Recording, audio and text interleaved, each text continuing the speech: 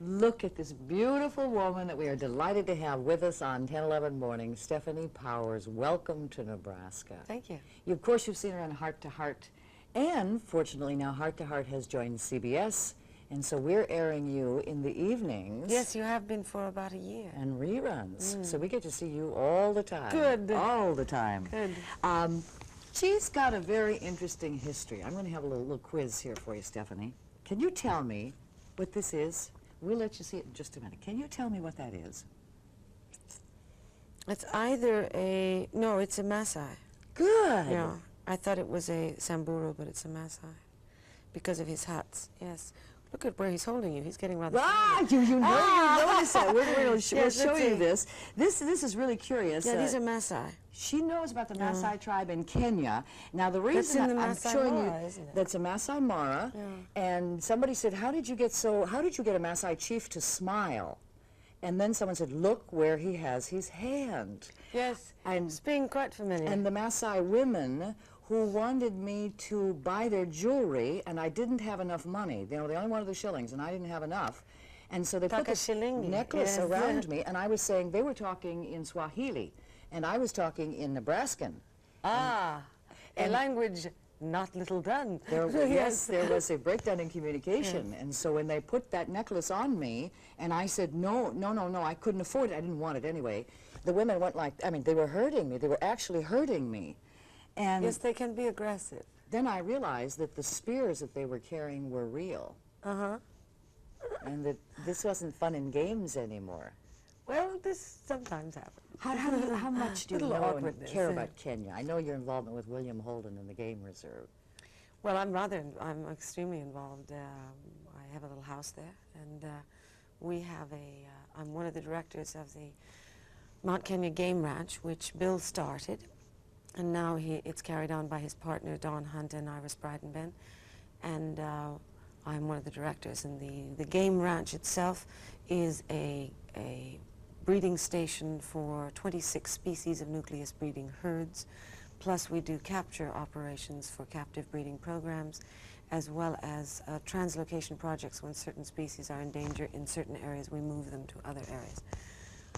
Plus we have excised 15 acres from the ranch to build the William Holden Wildlife Education Center, which is a backup program to specific animal conservation. It is through education and enlightenment that people will begin to understand the need to have animals, to coexist with animals, and the alternatives to slaughter. You can't shoot animals in Kenya. No, the ban on hunting was in effect in 1974. Well, what about some of the other areas of Africa? You can still hunt the game there. Yes. Would it be effective to use that same ban and stop the slaughter in the south part of Africa? Not necessarily, because it's the hunting.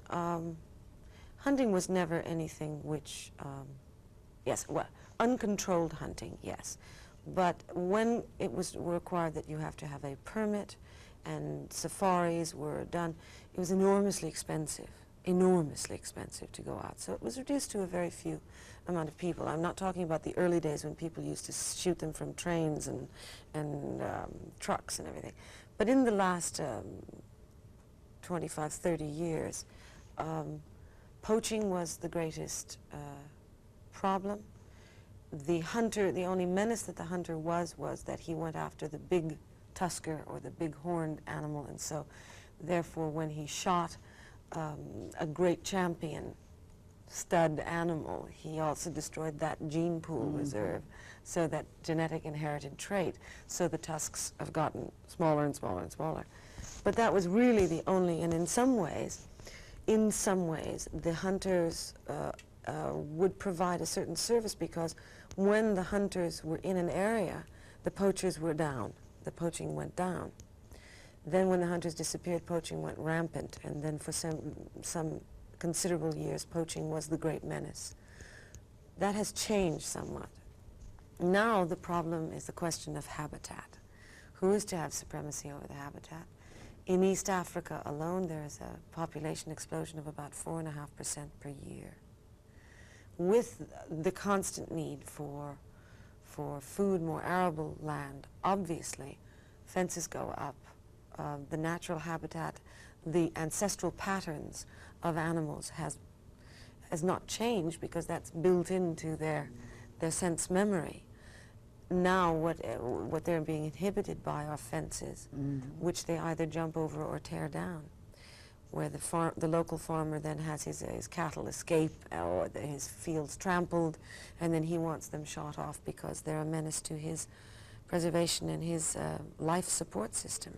So you see, it's now a question of man having tampered sufficiently with his planet to now risk that the quality of the land will change considerably, and therefore the climactic zones, when you eliminate wild animals from certain areas, you also change the ecology of the area, and therefore we have odd patterns of climate that we've been seeing. We have a thing called the greenhouse effect with the loss of certain kinds of lands around the planet. So it's also no longer a question that it is a problem that exists 8,000 miles away. It's right there. We are, as Buckminster Fuller used to call it, we are the spaceship planet Earth, and we're all on the same, we bought the e-ticket. We did. We're all on the same ride. Okay, and we're going to move right now from Kenya to France for her upcoming miniseries called Mistral's Daughter. If you haven't read it, it was one of the biggest selling, one of the best sellers. You'll get the opportunity to see it. And the beautiful women in this is incredible. And of course, Stacy Keach is one of our favorites. Would you describe the Surrealists' Ball and what happened at that? Well, it's not quite, we couldn't quite do the same thing that we did in the book. In the book, it's indicated that Maggie arrives painted by two surrealist artists. Her entire body is painted.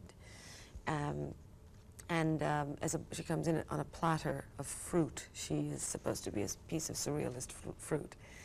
And of course shocks everyone and causes Mistral's head to turn. And that is sort of the beginning of their love affair. I'm a very lucky girl because I have 3 magnificent men with whom I'm involved in this. Stacy Keach, Timothy Dalton, and Robert Urich. I don't do badly in this. No. I will be the envy of every woman watching, because they are gorgeous men and wonderful actors. How do you and I have all 3 of them. Had some of your best lemonade? I don't really think we have time.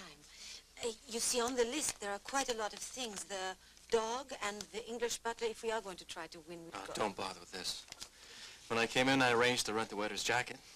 I'll phone home and tell my butler to meet us on Lally Sidewalk. He's no fake, used to work for the Duke of Southerly. He can bring the neighbor's fox terrier. He usually takes him for a walk anyway. That's fine. And the program of smiles that Adele and Fred signed for me.